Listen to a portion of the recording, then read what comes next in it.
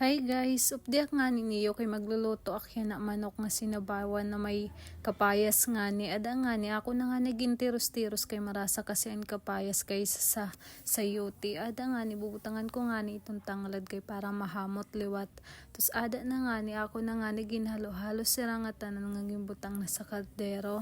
Kung makakita nga ni niyo dida ay nako karayo sa nakong distansya kay nahadlo ka kasi nga tapsi ka nak yay hadlo ka pa sa nanay mo itsura nako naman ada na nga niyan manok ako naging butang kay para maupay pagisado ngan mahamot talaga itong siya ngan ginpapahubas ko palat kasi itong siya dida sige lang nga ni sitong dida ako ukay kay maupay kasi pag nahalo talaga siya sin maupay ngan ada na liwat ako nagbubutang an papaya kay mas maupay talaga iton kun papaya niyo bubutang kun kamuan magluluto guys ang sinabawan kay nako magsusugad kam talaga nga.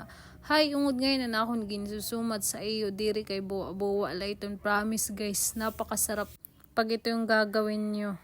Ada na nga ni ako na nga naging hamot-hamot na ko naman nangangatam na talaga ako. Kahumot talaga ngan karasa grabe approve ini siya sa akon.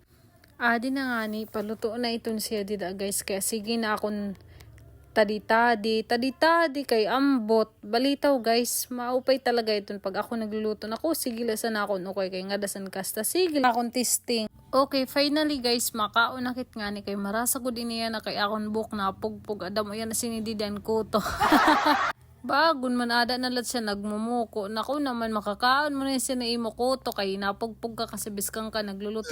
Napasok ka lugod kay arisgado ka permi nako naman di ka naghihiro sa yung kalagaringo. Nga napa siguro good man laksi ni Didi nga part kay syempre ako ba naman nagluto kay ako lanin makaon kay ako ni special charis. Ito guys ini nga na akong paborito nga pagluto san manok. Iton la kakuri talaga sa hugason kay ansibo. Pay na lang kay may duck joy to the world. Mapapaawit ka na lang talaga.